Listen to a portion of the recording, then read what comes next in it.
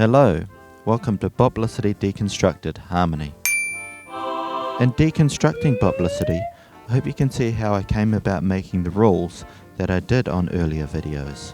Here is the first 4 bars of Boplicity. There is only one part omitted, but it doubles another part, so I've left it out of this reduction. It will be discussed in a following video where I'll be looking at the orchestration of the same section of music.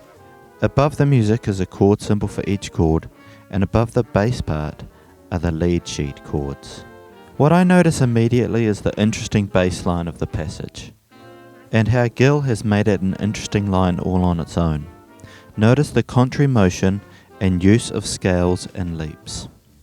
And you'll notice how Gil doesn't just hang the notes down from the melody, fitting in the melody note with the chord. He approaches the passage from the ground up. It's a different way of thinking completely. One of the first things I look for is the target chords. As I've done on my blog, I categorize the types of chords Gil uses in his harmonizations of melodies. I have them down to 4 categories. 1. Target. 2. Functional. 3. Diatonic. 4. Other. Target chords. This is where the melody has been harmonized with more typical chords that are richly voiced. They help hang the melody and harmonization together. Here are the places where I consider the target chords to be. I love how Gil doesn't start on the root of the one chord. He waits until the highest and syncopated note of the phrase. The reward is greater.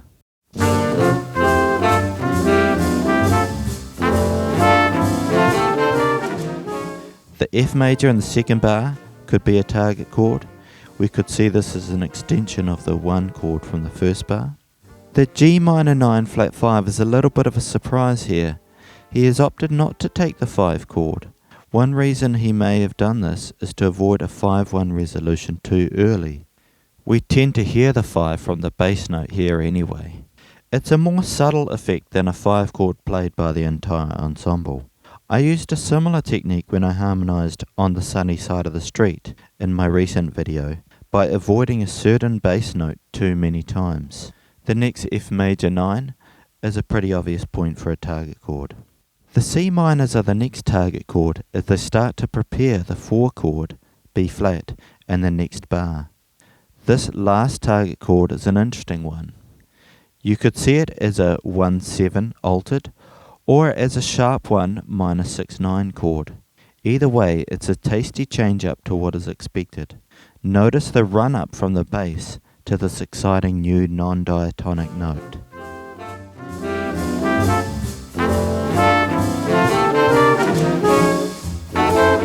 Functional chords. They are chords that usually have a dominant function leading to its own 1 chord. I'll include 2 chords here that progress onward to a 5 chord as well. Here are the functional chords. The G minor leads to a 5 chord of sorts, as does this G minor and C sus7. This A7 leads to its own 1 chord, the D minor, but the G minor in bar 3 doesn't count as a functional chord, as it's not going to its own 5. The E7 flat 9 could be included as a functional chord if you consider this chord to be an A minor 7 over D. So it's a 5-1 in D minor. If that doesn't work for you though, an E7 chord or a 7-7 isn't much of a stretch in jazz harmony. It could almost be seen as a diatonic or passing chord, which leads me to diatonic or passing chords are a chord that is written within the key but does not function. Secondary dominants that don't lead to their respective ones are included in this category. They are often used to plane in scalar passages. So the E7 and D9 sus are diatonic and they are passing chords. The G minor in bar 3 is a diatonic chord, as are the 2 D minor chords.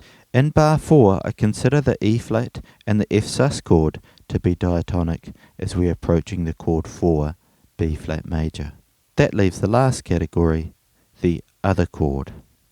These are chords that are hard to define and usually have been arrived at via voice leading or to create a particular sound. The first one is the second chord of the tune, and it's a good one. You could see it as an altered 5 chord. Gil makes the cadence more ambiguous, which makes it sound hipper and less resolved. I mentioned this sort of idea earlier where Gil ended the phrase on a 2 minor 7 flat 5 rather than a 5 chord. The next one is a cracker, a D flat 7 sharp 9 over an A flat. I suspect that this chord was arrived at via voice leading. The bass line is quite hip here with a bluesy A flat leading up a tritone to the D in the next chord. The D flat and the B are also a semitone away from their following note C in the next D minor 7 chord. It is possible that Gil had an A flat on the bottom and an E in the melody and wrote in the inner parts to make it work. An A flat 7 augmented here would have needed to repeat the pitch C. And that's it, just for the first bars of Boplicity Deconstructed Harmony. Let me know what you think and if you agree with my categorizations. In the next video, I'll be looking at the orchestration and the voicings of the same passage.